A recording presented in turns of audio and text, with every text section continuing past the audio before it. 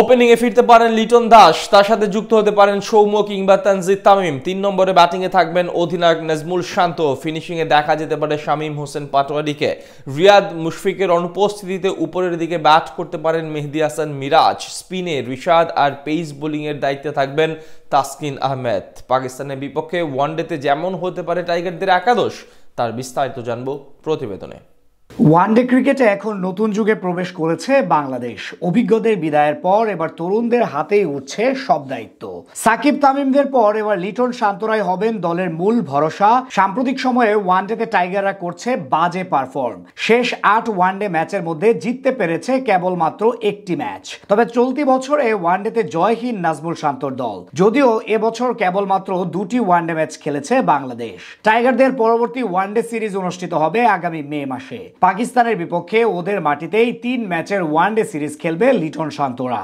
আসন্ন one day series দিয়ে নিজেদের চেনা ফর্মে ফিরতে চাইবে দল। তবে পাকিস্তানের বিপক্ষে একাদশ সাজাতে বেশ বেগ পেতে হবে টিম ম্যানেজমেন্টকে। চ্যাম্পিয়ন্স ট্রফির স্কোয়াডে না থাকলেও পাকিস্তানের বিপক্ষে ওয়ানডে দলে ফিরবেন লিটন কুমার দাস। কেননা এই ফরম্যাটে ইতোমধ্যেই অবসরের ঘোষণা দিয়েছেন wicket keeper batter Mushfiqur Rahim. Opening এর সাথে গ্লাভস হাতে উইকেটের পেছনে দাঁড়ানোর দায়িত্বটাও থাকবে লিটনের উপর।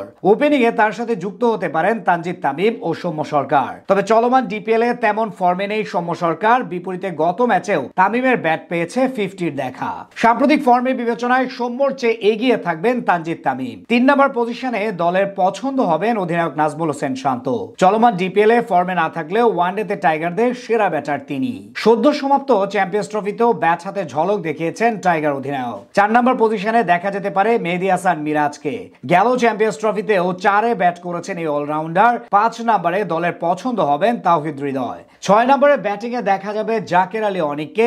সাম্প্রতিক সময়ে টাইগার দলে 3 ফরম্যাটেই সমান তালে পারফর্ম করছেন তিনি। সদ্য সমাপ্ত চ্যাম্পিয়ন্স ট্রফিতে কেবল তিনিই পারফর্ম করেছেন প্রতিটি ম্যাচে।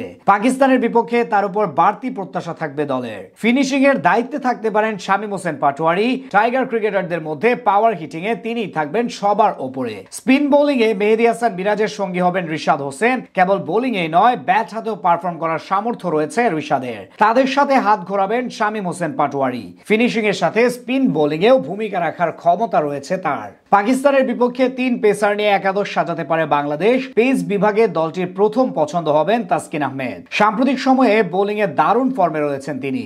তার সাথে একাদশে থাকবেন স্পিড স্টার নাহিদ রানা। পাকিস্তানের বিপক্ষে টেস্ট সিরিজে 152 কিলোমিটার গতিতে বোলিং করে নজরে এসেছেন তিনি। তৃতীয় পেসার হিসেবে একাদশে থাকতে পারেন কাটার মাস্টার মুস্তাফিজুর রহমান। টাইগারদের পরবর্তী ওয়ানডে সিরিজ অনুষ্ঠিত হবে আগামী মে মাসে। পাকিস্তানের বিপক্ষে ওদের মাটিতেই 3 ম্যাচের ওয়ানডে সিরিজ খেলবে লিটন শান্তরা।